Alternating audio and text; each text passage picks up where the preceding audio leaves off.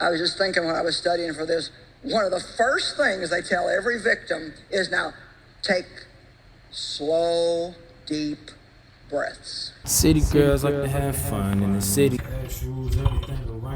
I'm out for presidents to represent me. Ooh, that's tough. Cause my girl actually put me on to this Mary J girl, or Mary Jane, probably about a year ago. And it's just interesting because even on the very first video that I saw, I believe she was on to Egypt or somewhere, I don't know, she's going to the same places numerous times. But it was something about her persona that just did not sit right with me. Something in her spirit. But I played it cool. I didn't say anything. I was just like, maybe she's just awkward, but I know the difference between awkward and just something not feeling right. And I believe it was one of these videos where she was talking about herself and describing herself, but it wasn't in like a broad uplifting type tone. It was kind of like a I'm just my hair, these guys. Man, I looked back over at my girl like, Is this your queen?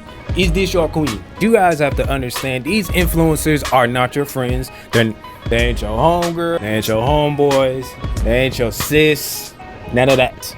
The thing about her is that she strikes me as somebody, and I've seen some of her previous pictures because of course I did research on this beforehand, but she strikes me as somebody who had an exponential glow up and could just no longer handle that power and responsibility that comes with such a glow up. Remember y'all, if you've come from a background where you were not the most looked at person before, you didn't have that type of attention, you need to bring that same humbleness along with your glow up. And again, this isn't a video to bash her, this is just to help educate people that look, these people are not your friends. Now what I would have done, probably actually brought people out, pay for the entire trip, maybe a group of 10 people, actually pay for the entire trip, make sure that everything's good. And so then once they went back home, then they'll start speaking on social media saying, I had the greatest time with MaryJane Byarm in Dubai. If y'all are looking for a travel guide, MaryJane Byarm is the perfect person to go with. I've never had an experience as good as MaryJane Byarm. Please book her for your travel needs. Because think about it, if you had have actually done this, Mary, and I hope you're watching this, if you had have actually done that, yeah, it might have hurt your pockets just a little bit,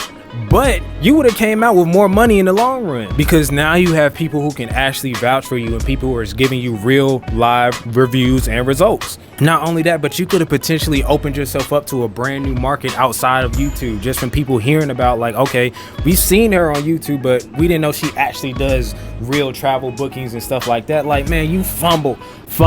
And the family involved in this case, man, y'all know y'all aren't any better than her. Like, especially the sister, like the sister was in on it, doing all this stuff, holding, like, y'all fumbled the bad. Like, why can't y'all just do people right? So if you're watching this video, probably the main things you can take from like what's going on in this situation is, number one, if your influencer is asking for a Cash App, Zelle, all this stuff, don't do it. If they are not booking through a certified travel agent portal, whatever, with secure transactions, all of that, do not do it. I know a lot of the girls who were actually victims of this were people who were going through some real traumatizing personal issues, and that's not something to take advantage of. And it sucks because a lot of these influencers do provide some sort of validation and support to people who just need a friend or somebody to talk to sometimes. Like, you can actually relate to a lot of these people, but that's where the true malicious intent comes out of a lot of people within these type of platforms, because they know that and they can take advantage of your lowest points. Hope y'all took something out of this. If you like what you saw, like, comment, subscribe. I will continue to be doing videos like this, but yep,